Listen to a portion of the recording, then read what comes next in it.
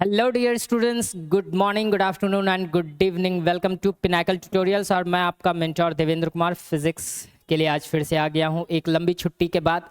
जैसा कि आप लोगों को सबको पता है कि बीच में काफ़ी ज़्यादा फेस्टिवल्स आ गए है ना। दीपावली आ गई, फिर हमारा जो महापर्व जिसको कहते हैं छठ, वो भी आ गया। सारी चीज़ें हो गई हमारी, है ना। तो बीच में काफ़ी ज़्यादा एक लंबा गैप हम सबके बीच आ गया, है ना। हमारे और आप लोगों के बीच सारे बहुत लंबे गैप के बाद आज मैं मिल रहा हूँ, है ना। तो जैसा कि पता है कि आप लोगों को मैं फ़िज़िक्स हिंदी मीडियम में पढ़ा रहा हूँ। हिंदी मीडियम में जो भी चीज़ें मैंने बताई थी, जैसा कि आप लोग को पता है कि मेरा जो प्रीवियस लेक्चर, जो पहले वाला जो लेक्चर हुआ था, उसमें हमने आवेश की बातें की थी, है ना। हम स्थिर वैद्युत क्लास 12th के स्थिर वैद्युत फर्स्ट चैप्टर को, यानी जिसको कि हम लोग कहते हैं विद्युत आवेश एवं विद्युत क्षेत्र, है ना। तो उस पर चर्चा कर रहे थे, है ना। हम अपनी बातों को आपसे शेयर कर रहे थे, है ना। आपसे डिस्कस कर रहे थे, आपको समझा रहे थे, है ना। उस सारी टॉपिक्स को हम बता रहे थे आप लोगों को।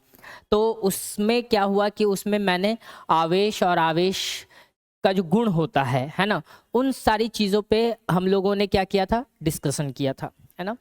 तो अब जो है उसमें हम एक गुण और पढ़ने वाले थे, है ना, जिसमें कि उसके बाद तो फिर एक छुट्टी ही हो गई। तो छुट्टी के बाद तो फिर आज मिल रहे हैं, तो आज ही बात होगी सारी चीज़ों की, है ना। तो चलिए आज का सेशन हम लोग स्टार्ट करते हैं बिना किसी देरी के, है ना। तो जैसा कि आप लोगों को पता है कि हम पढ़ने वाले कुलाम्स लॉ, है ना, या कुलाम के नियम हम लोग पढ़ने वाले थे, है ना। जैसा कि आप लोगों को पता है कि कुलाम का नियम जो है वो हम लोग पढ़ने वाले हैं। कुलाम का नियम, ठीक है, इसके बारे में हम लोग डिस्कस करने वाले हैं। आज इसी पे चर्चा होगी, है ना। और आज इसकी भी क्या क्या चीज़ें होती हैं, क्या क्या इसके गुण होते हैं, उन सारी चीज़ों पे आज हम लोग डिस्कस करेंगे, जैसा कि कुलाम का नियम कहता है ना। तो बात ऐसी है कि जो कुलाम का नियम है ना, अगर आप क्लास 11th में गुरुत्वाकर्षण का नियम पढ़े होंगे, सार्वत्रिक गुरुत्वाकर्षण का सार्वत्रिक नियम पढ़े होंगे, है ना, तो ये समझने में आपको ज़्यादा प्रॉब्लम्स नहीं होंगे। क्यों? क्योंकि दोनों ही चीज़ें जो होती हैं, दोनों का जो इक्वेशंस होता है, बस चार्ज और मास पे डिपेंड करता है। एक चार्ज पे डिपेंड कर रहा है, दूसरा मास पे डिपेंड करता है। गुरुत्वाकर्षण मास पे डिपेंड कर रहा है वहाँ पे, है ना, और यहाँ पे आवेश पे डिपेंड कर रहा है कुलाम्स का नियम। तो बिल्कुल दोनों एकदम हूबहू मिलता जुलता है। बस दोनों में फ़र्क क्या है, तो भाई दोनों में फ़र्क तो पहला आवेश का और दूसरे में द्रव्यमान का, है ना। आवेश और द्रव्यमान का अंतर है। और दूसरा है उसमें कि जो कांस्टेंट यूज़ करते हैं, जो स्थिरांक यूज़ करते हैं, उसमें भी अंतर है सारी चीज़ों का, है ना। तो उन सारी चीज़ों को हम लोग पढ़ेंगे आज। तो बात ऐसी है कि जैसा कि हम लोग को पता है, ठीक है, क्या पता है कि देखते हैं हम लोग, है ना, देखते हैं क्या पता है। मान लो, सपोज करो, कुलाम के नियम की बात ही हम करते हैं। तो कुलाम का नियम मान लेते हैं, यहाँ पे कोई एक ए पॉइंट है हमारे पास, ठीक।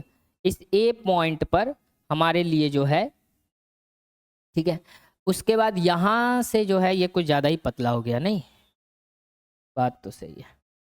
यहाँ से जो है मान लेते हैं कि हमारे पास जो है इस बी पॉइंट पर, ठीक है, ए और बी पॉइंट हमारे पास क्या है, दो पॉइंट है ए और बी, ठीक। अब इस ए और बी पॉइंट के बीच का जो डिस्टेंस है, हम मान लेते हैं कि आर है। बहुत लोग डी भी मानते हैं, बहुत लोग है ना आर मानते हैं। जनरली जो भी टर्मिनोलॉजी है, ये सारी चीज़ें क्या होती हैं, टर्मिनोलॉजी होती है। टर्मिनोलॉजी का मतलब है कि आप जो आपकी इच्छा आप मान सकते हो। जैसे हम आपके माँ बाप आपका नाम रखते हैं, उसी तरीके से हम भी इसका नाम आर रख दीजिए, चाहे तो एक्स रख दीजिए, चाहे वाई रख दीजिए, जो आपकी मर्जी करे वो रख दीजिए। उसके लिए आप फ्री हो, है ना। यहाँ डी मानो, आर मानो, जो मानना है आप मान सकते हो, कोई इशू नहीं है, उसके लिए कोई पाबंदी भी नहीं है, ठीक है। अब इन ए और बी के बीच की दूरी आर है, तो इस आर डिस्टेंस पे हम दो यूनिट चार्ज Q1 और Q2, ये दो यूनिट चार्ज की बात करते हैं। दो यूनिट चार्ज हम लोग यहाँ पे रख देते हैं। देखिए, सबसे पहली बात कि जो कुलाम का नियम होता है वो हमेशा इकाई आवेश पे ही लगता है, ठीक है। हमेशा इसमें हम इकाई आवेश की बात करेंगे।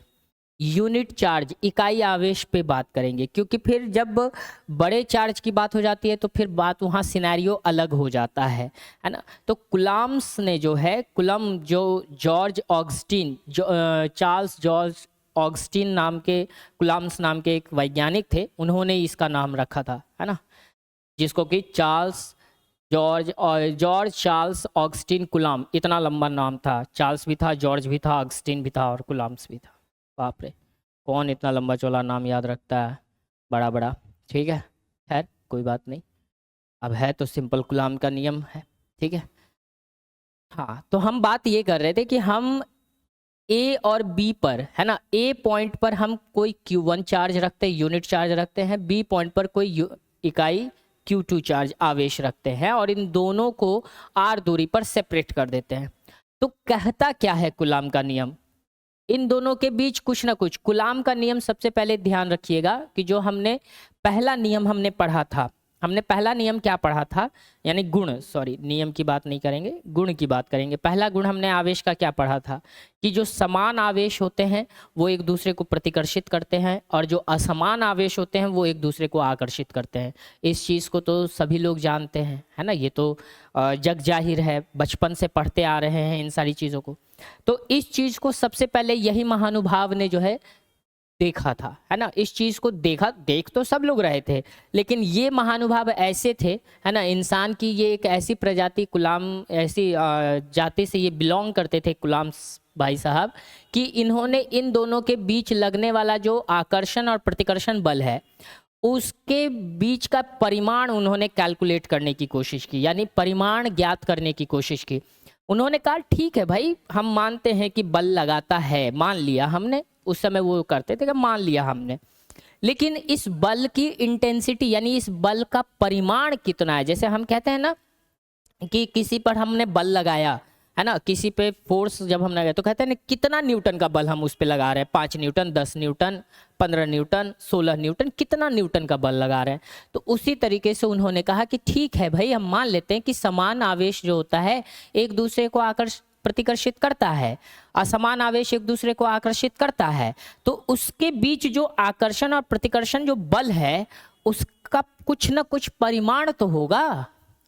तो वो परिमाण को ज्ञात करने के लिए उन्होंने गुरुत्वाकर्षण का जब नियम उन्होंने देखा तो उससे उन्होंने अपना ये नियम निकाल लिया कि चलो भाई ये भी वही है, क्यों भाई निकालना ही चाहिए ना, क्योंकि क्या होता है हमने पढ़ा था इलेक्ट्रॉन का मास भी होता है, प्रोटॉन का भी मास होता है, सबका मास होता है ना। तो वहाँ पे गुरुत्वाकर्षण का नियम जब लगाया गया तो वहाँ पे फेल हो गया बेचारा, वो गुरुत्वाकर्षण का नियम फेल हो गया।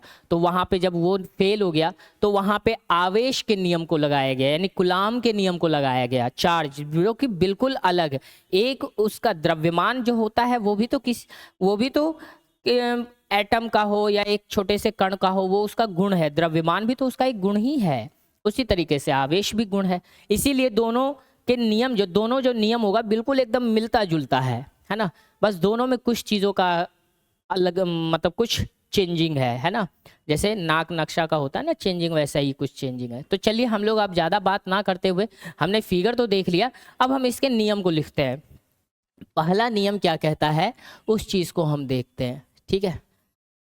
तो पहला नियम ये कहता है कि इकाई आवेशों के बीच, इकाई आवेशों के बीच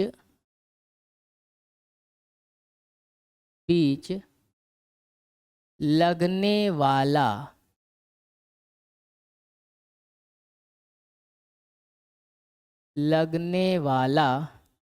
आकर्षण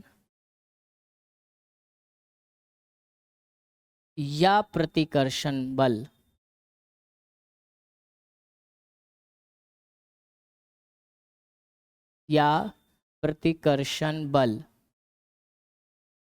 आकर्षण या प्रतिकर्षण बल उन दोनों आवेशों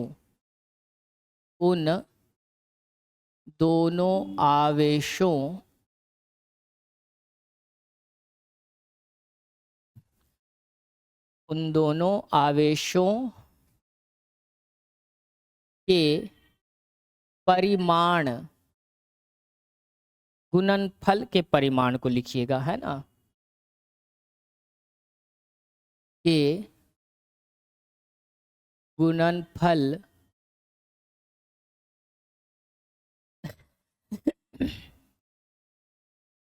के सीधा समानुपाती होता है। गुणनफल के सीधा समानुपाती होता है।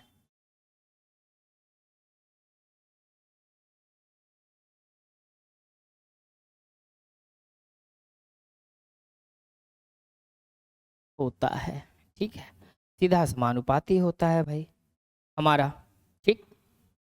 ये चीज हमने देख लिया। तो अब भाई इकाई आवेशों के बीच तो समानुपाती होता है, तो क्या हो गया यहाँ पे F सीधा समानुपाती Q1 इंटू में Q2, गुणनफल है इन दोनों का गुणनफल। गुणनफल कहने का मतलब ही है ना, चाहते तो ये लिख सकते थे कि दोनों आवेशों के गुणा के परिमाण का सीधा समानुपाती होता है, तो उतना लंबा लिखने की जरूरत नहीं है, मीनिंग समझने। गुणनफल, गुणनफल कहने का मतलब क्या है कि जब आप दोनों आवेशों का गुणनफल निकालोगे तो किसका गुणनफल निकालोगे, उनके परिमाण का ही गुणनफल निकालोगे, है कि नहीं बात। यहाँ पे उनके परिमाणों का ही गुणनफल निकालेंगे ना।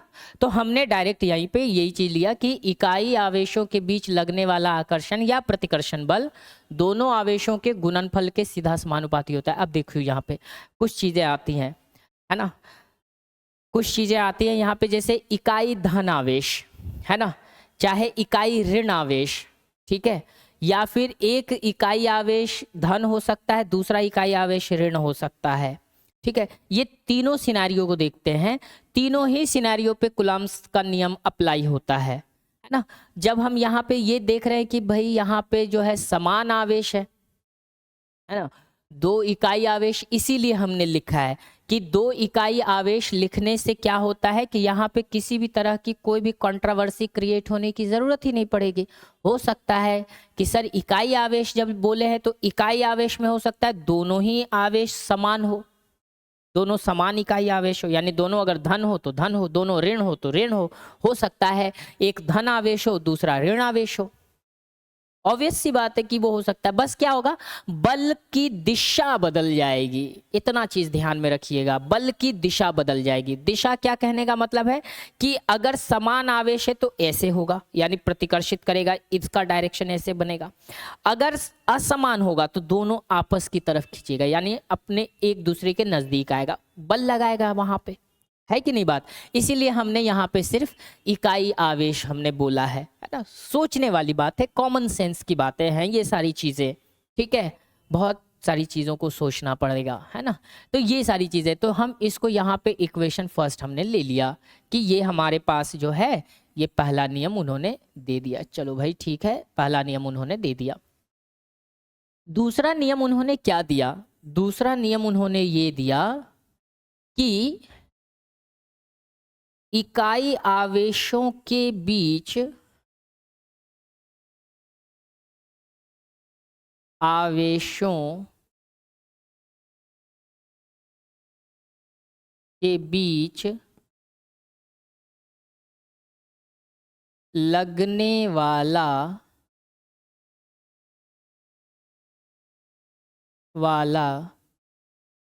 आकर्षण या प्रतिकर्षण बल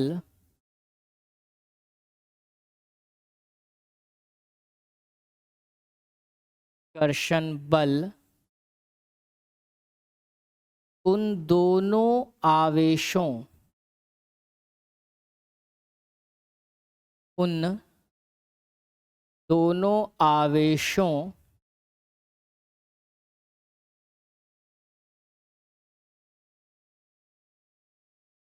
के बीच की दूरी के वर्ग के व्युत्क्रमानुपाती होता है।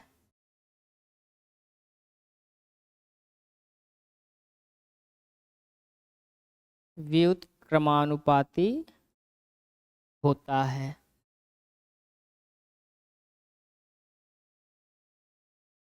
ठीक है, ये चीज़ है ना। तो अब यहाँ से क्या होगा, F इन व्युत्क्रमानुपाती आर स्क्वायर, ये हो गया। अब इन दोनों के बीच की दूरी हमने क्या मानी थी, R मानी थी, है ना। ये यानी इकाई आवेशों के बीच लगने वाला आकर्षण या प्रतिकर्षण बल उन दोनों आवेशों के बीच की दूरी के वर्ग के व्युत्क्रमानुपाती होता है। ये आपका कूलॉम का दूसरा नियम कहलाता है। ठीक है, ये आपके प्रथम नियम हो गए, ये आपके द्वितीय नियम हो गए। क्लियर है बातें। चलिए आगे की बात करते हैं। अब देखिए यहाँ पर क्या होता है कि अब जो है हम इसे क्या करते हैं, दोनों को मिला देते हैं। तो यहाँ पे हम लिख सकते हैं समीकरण 1 एवं 2 से, 1 एवं 2 से, समीकरण 1 एवं 2 का यूज करते हुए। तो जब समीकरण 1 एवं 2 का यूज करेंगे तो फोर्स जो होगा अनुपाती होगा, है ना, Q1 Q2 by are square के। ये हमारा बन गया। तो ये तो हमें पूरा पूर्णतया परिमाण नहीं दे रहा है क्या, हम इस चीज को देख रहे हैं ना कि ये पूर्णतया परिमाण दे नहीं रहा है। क्यों, क्योंकि बीच में अभी अनुपात जो है, समानुपात का आपका जो है साइन लगा हुआ है ना, अभी भी अनुपातिक है। तो जब अनुपातिक रहेगा तो कैसे देगा, नहीं दे सकता है कि नहीं बात यहाँ पे। तो उसके लिए अब क्या करेंगे कि अब हम यहाँ पर कोई स्थिरांक को यूज करेंगे, यानी अब कोई स्थिरांक k का प्रयोग करते हुए आगे बढ़ेंगे। k का हमने प्रयोग कर लिया। अब यहाँ से ये समीकरण कंप्लीट हो गया। तो अब यहाँ पे हम बोल सकते हैं, है ना, कि जहाँ k, है ना, जहाँ k क्या है, अनुपातिक, अनुपातिक स्थिरांक है, स्थिरांक है। ठीक, ये स्थिरांक है, अनुपातिक स्थिरांक है ना, जिसका मान जो होता है ना, जिसका मान हम लोग लिख सकते हैं। जिसका मान क्या लिखिएगा आप, जिसका मान क्या लिखिएगा ये बता दीजिए हमें। जिसका मान लिखिएगा k बराबर 1/4 पाई एप्सिलॉन नॉट, जिसका की वैल्यू 9 गुना 10 का पावर 9 है कि नहीं बात, न्यूटन मीटर स्क्वायर पर कूलॉम का स्क्वायर होता है ना। k का मान जो होता है वो इतना होता है, कितना, 9 × 10⁹ न्यूटन मीटर स्क्वायर पर कूलॉम स्क्वायर, ये हो जाता है। इसको याद रखना है, ये बहुत बड़ी चीज है, इसको याद रखना होगा। क्लियर है बातें यहाँ पे। अब यहाँ पे ई नॉट क्या है, इसको ई नॉट पढ़िए, एप्सिलॉन नॉट बोलिए, ये क्या है ना। तो इसको बोला जाता है, ई नॉट को बोला जाता है परावैद्युतांक, है ना, मुक्त आकाश में परावैद्युतांक बोला जाता है इसको, है ना। क्या बोला जाता है, मुक्त आकाश में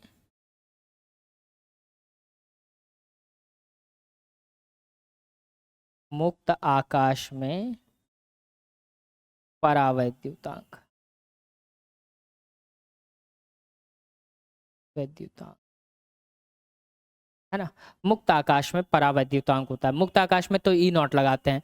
अगर किसी कोई माध्यम की बात हुई तो, अगर कोई माध्यम हुआ तो माध्यम हुआ तो कुछ नहीं करना है, बस नॉट को हटा दो, यानी 0 हटा दो, हो जाता है। क्लियर है बात है ये।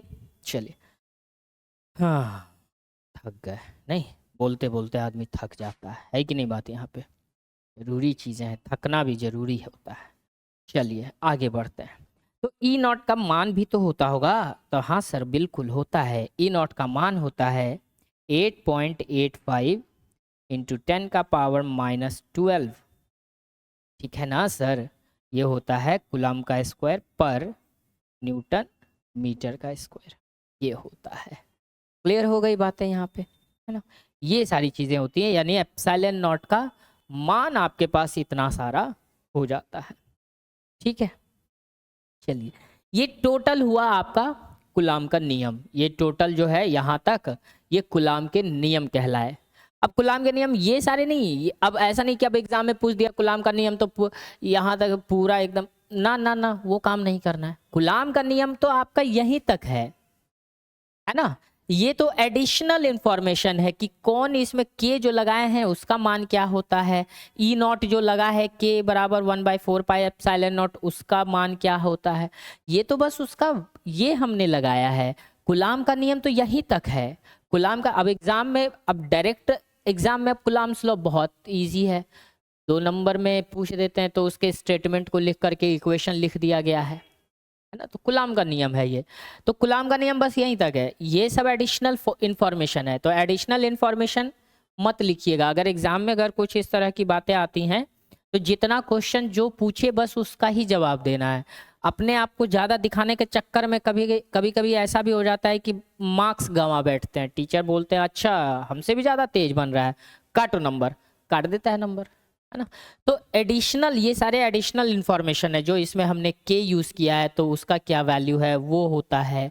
के में जो हमने एप्सिलॉन नॉट यूज़ किया है वो क्या होता है, उसका वैल्यू क्या होता है, ये सारे एडिशनल हैं। कूलम्ब के नियम यहीं तक हैं। Is that clear? क्लियर हो गया सबका बात? तो हमको पता है हो गया होगा, क्लियर तो हो ही गया होगा, ऐसा थोड़ी है कि नहीं हुआ होगा। अच्छा, अब एक और चीज़ बताते हैं यहाँ पे हम कि भाई अब अगर मान लो कि रैंडम क्वेश्चन अगर कुछ इस तरह से पूछता है कि मान लीजिए, है ना, रैंडम क्वेश्चन है, मान लीजिए माना कि क्या मानिएगा सर, एक कूलम्ब के दो आवेशों को, एक कूलम्ब के दो आवेशों को 1 मीटर की दूरी पर रखा जाता है। 1 मीटर की दूरी पर रखा जाता है ना।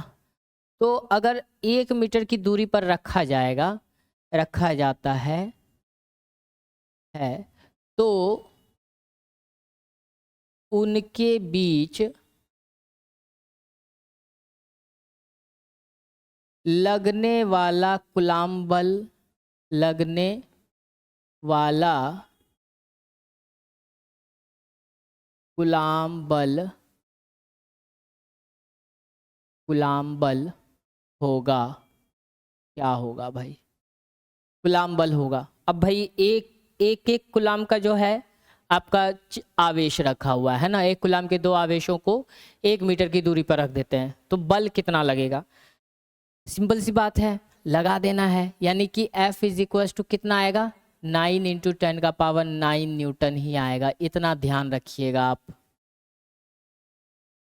इतना आप ध्यान रखिएगा, है ना। ये डायरेक्ट हम आपको बता दिए, बस इतना याद रखिएगा कि भाई अब एक कूलम्ब के दो आवेश हैं 1 मीटर की दूरी पर रखे हुए तो इतना लगेगा। अब 2 कूलम्ब के आवेश हैं 1 मीटर की दूरी पर रखे हुए हैं तो क्या होगा, मल्टीप्लाई करते चले जाइएगा, पता चलता चला जाएगा, है कि नहीं बात। यहाँ पे दूरी वही है, सिर्फ आवेशों के परिमाण बदल जाने से क्या होता है, दोनों के बीच लगने वाला बल का परिमाण बदल जाता है ना।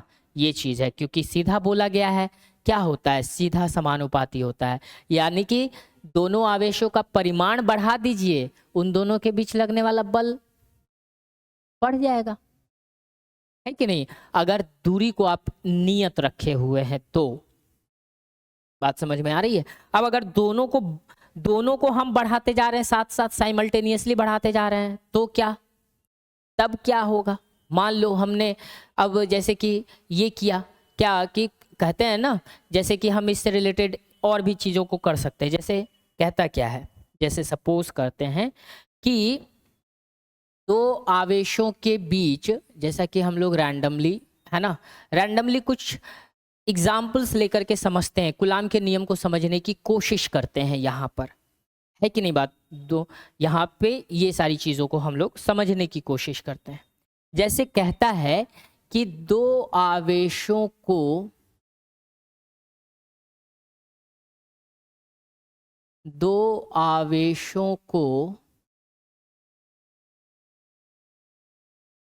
है ना, या इसको और अच्छे से गहराई से देखने के लिए इसको ऐसे कीजिए, अरे रे रे रे, देखो, दो समान, है ना, दो समान आवेशों को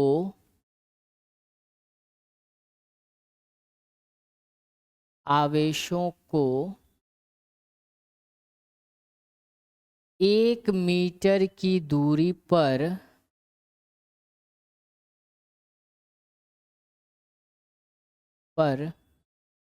रख 1 मीटर की दूरी पर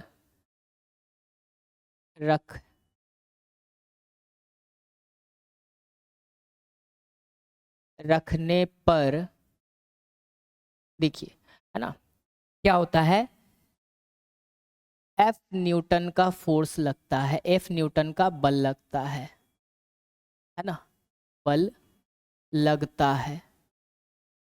मान लेते हैं अगर हम दो आवेशों को 1 मीटर की दूरी पर रखते हैं तो F न्यूटन का बल लगता है ना।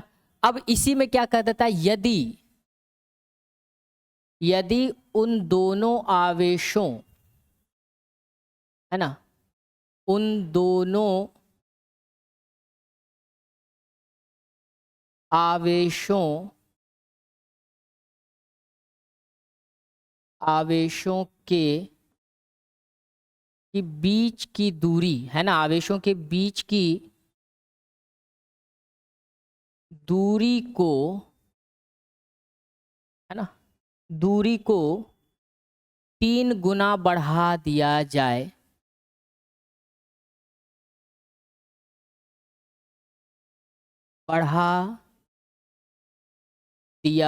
इस तरह के क्वेश्चन बहुत बिहार बोर्ड में आते हैं, दिया जाए, है ना, बहुत आते हैं, ठीक है। तो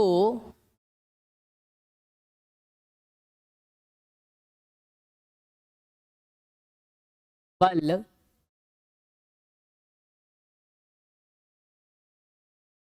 कितना गुना घट जाएगा, सिंपल सी बात है भाई, कितना गुना घटना चाहिए, है कि नहीं बात, यहाँ पे सिंपल सी बात है। अब देखिए यहाँ से करना क्या है, अब इसको तो निकालना है, सही बात है ना भाई, हम तो पहले ही कूलाम का नियम जानते हैं ना, कि दूरी बढ़ा दो या घटा दो, दूरी बढ़ा दोगे व्युत्क्रमानुपाती होता है, बढ़ा दोगे तो दोनों के बीच लगने वाला बल घट जाएगा। तो हमने सिंपल लिख दिया, कितना हो सकता, हम चाहते तो हम ये भी लिख सकते थे कि बल पे क्या प्रभाव पड़ेगा, है ना, कितना प्रभाव पड़ेगा बल पे, ये चीज भी हो सकता है कि नहीं बात यहाँ पे, है ना। तो अब देखते हैं तो क्या होता है, अगर हम पहला F1 देखें, सिंपल सी बात है भाई कि K जो होगा Q1, समान आवेश है, Q1 और Q2 दोनों, मान लो कि माना कि जो Q1 और Q2 है, हम लोग कूलाम का नियम जानते हैं, कि अगर हमारे पास क्या है, देखिए Q1 Q2, है ना, इसमें माना कि आवेश तो समान है ना, माना कि, है ना, Q1 equal to Q2 equal to Q, है कि नहीं भाई, क्योंकि दोनों भाई समान आवेश है, कह रहा है ना, दो समान आवेशों के बीच समान आवेश है, ठीक है, समान आवेश है, तो क्या हो सकता है, Q1 के जगह पे भी Q और Q2 के जगह पे भी Q, तो Q स्क्वायर बनेगा या नहीं बनेगा, समान एकदम। देखो एकदम इनिशियल, बहुत सारे हमारे बच्चे ऐसे भी होंगे जो कि समझ बहुत एकदम जीरो लेवल होंगे उनका, तो हम पहले रख देते हैं, चलो भाई।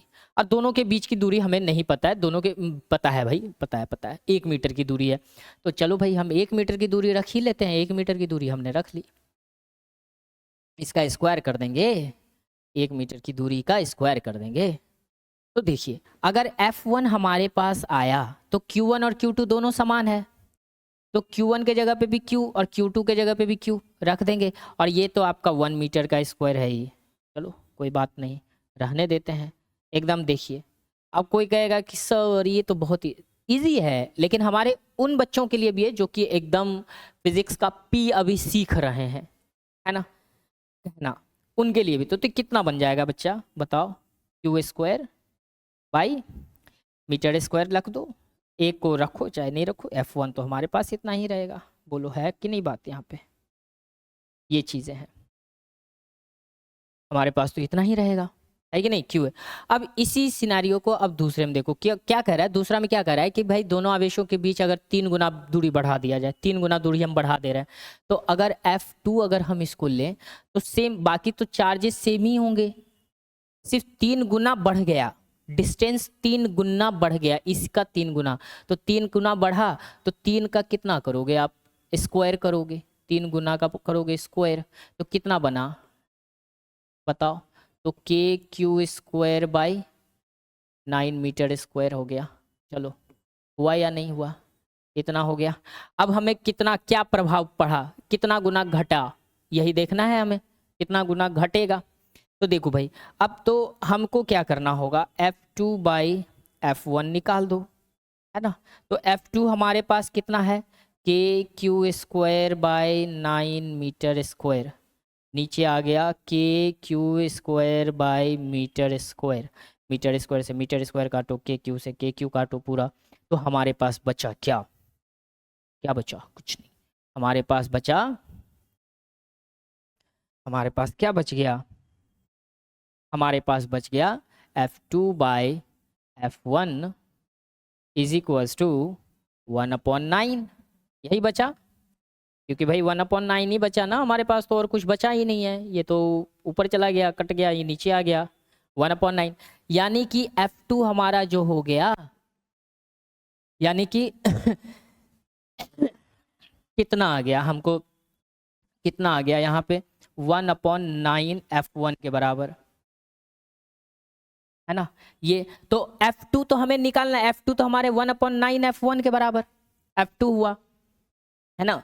यानी कि जो है अगर हम कहें, क्योंकि F1 तो 1 ही मीटर पे है, तो अगर हमको F1 कैलकुलेट करना होगा तो कितना आएगा 9F2, यानी कि कहने का मतलब है कि क्या हो रहा है, इन्फ्लुएंस हो गया।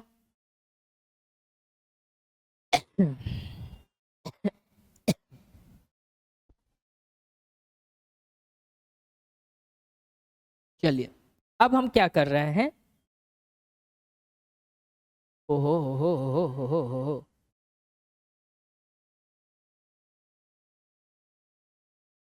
बढ़ क्या रहा है भाई? बढ़ नहीं, बढ़ नहीं, अब इसको हमको लेके जाना है ऊपर, ऊपर चढ़, चढ़ गया कि बहुत बढ़िया, है ना। यानी कहने का मतलब है कि अब जो है हम कहाँ थे, हाँ यहाँ पे थे, घेर देते हैं। अब देखो, यानी कहने का तात्पर्य दोनों जगह हम लोग देखते हैं, है ना। अब दोनों का मतलब समझते हैं, दोनों को हमने बक्सा में घेर दिया, अब दोनों को मतलब समझते हैं। देखिए जब क्या होता है, 1 मीटर पर अगर रखा हुआ है तो आवेश अगर रखा हुआ है तो बल ज्यादा लगेगा एज कंपेयर टू अगर उसके बीच की दूरी को 3 गुना बढ़ा दें तो नहीं। तो देखो F1 जो था जब 1 मीटर की दूरी पर था तो F2 से वो 9 टाइम्स ज्यादा मजबूत था, है ना। कितना था? 9 टाइम्स ज्यादा मजबूत, क्योंकि F1 जो है F1 इक्वल टू कितना आया, 9F2 आया, है ना। यानी कहने का मतलब है कि जब चार्ज को हम 1 मीटर की दूरी पर रख रहे थे तो 1 मीटर की दूरी पर रखने के कारण जो F1 था वो F2 से 9 गुना बड़ा था, क्योंकि 9 F1 is equal to 9F2 आया है तो 9 गुना बढ़ गया। अच्छा अब जब हम 9 गुना, अभी यहाँ पे देखते हैं पहला वाला से, F2 इज इक्वल टू कितना है 1/9 F1, यानी कि F2 जो हो गया F1 का कितना गुना घट गया, 1/9 गुना घट गया, है ना। यानी कि F1 F2 जो है जब हम दोनों के बीच की दूरी 3 गुना कर दिए, है ना, तो वो F1 से 1/9 गुना घट गया, यानी कि इतना टाइम्स जो है F2 जो होगा F1 से कम होगा, क्योंकि ये कम है तो भाई कम ही होगा, ये ज़्यादा है तो ज़्यादा होगा। यानी F1 का F1 को 9 टाइम्स, है ना, क्या कर दो, ये F1 को जो है ना, F1 को 9 बार भाग दे दो, है ना, 9 भाग में बांट दो, F1 का 9 पार्ट्स हो गया। तो इस तरीके से हम जो है कूलम्ब्स के नियम को समझ सकते हैं। दूरी की बात ही हो गई यहाँ पे, हम दूरी को लेकर के हमने समझ लिए इस बात को कि भाई दूरी पर क्या प्रभाव पड़ा, दूरी जब हुआ तो क्या प्रभाव पड़ता है, सिंपल सी बात है कि नहीं बात।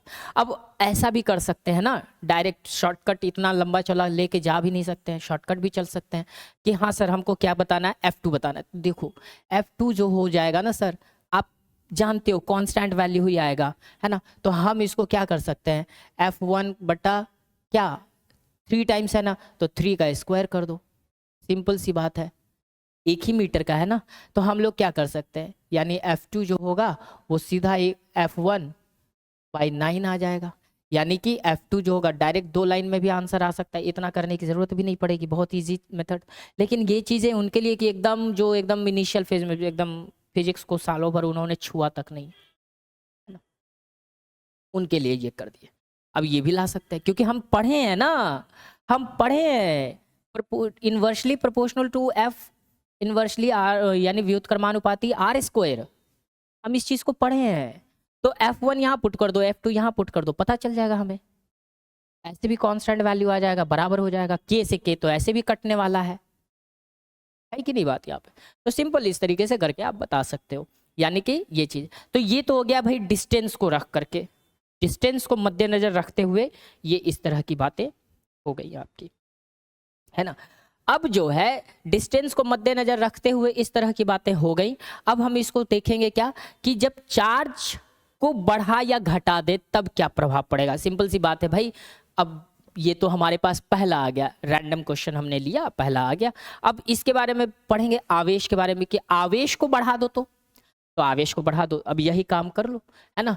अब दो समान आवेश है, मान लो एक आवेश, अब इस यहाँ पे आवेश को जो है हम लोग करते हैं, अगर आवेश को अब दूरी को स्थिर रख करके, इसमें क्या था हमने आवेश को स्थिर रखा था, अब दूरी को स्थिर रखेंगे, दोनों सिनारियों में देखेंगे हम। यहाँ पे कूलम्ब्स के नियम को समझना बहुत बारीकी से, क्योंकि बारीकी से समझना बहुत ज़रूरी है, अगर नहीं समझेंगे तो फिर आगे चल, क्योंकि आगे जितने भी बहुत सारी चीज़ों में हम कूलम्ब्स के नियम को यूज़ करेंगे, है ना। क्योंकि इकाई आवेश पे एक तरह से क्वांटम लेवल पे चले जाते हैं, इकाई आवेश पे बात करते हैं, क्वांटम लेवल, क्वांटम का मतलब अति सूक्ष्म कणों तक चले जाते हैं और उस पर बात करते हैं, इसलिए कूलम्ब के नियम को बहुत अच्छे से समझना जरूरी होता है। अब अगर यहाँ पे हमने दूरी को वेरिएबल बनाया, दूरी को बदला, अब और आवेश को स्थिर रखा, आवेश को नहीं बदला, अब क्या करेंगे, दूसरा सिनेरियो जब देखेंगे उसके लिए थोड़ा सा आपको करना पड़ेगा इंतजार, फिर मिलेंगे हम लोग नेक्स्ट क्लास में। लेकिन हम आपको ये इतना बता देते हैं कि अब जो है आवेश को बदलेंगे, दूरी को स्थिर रखेंगे, और उसके बाद देखेंगे कि कूलम्ब का नियम फॉलो होता है या। बात समझ में आ रही है?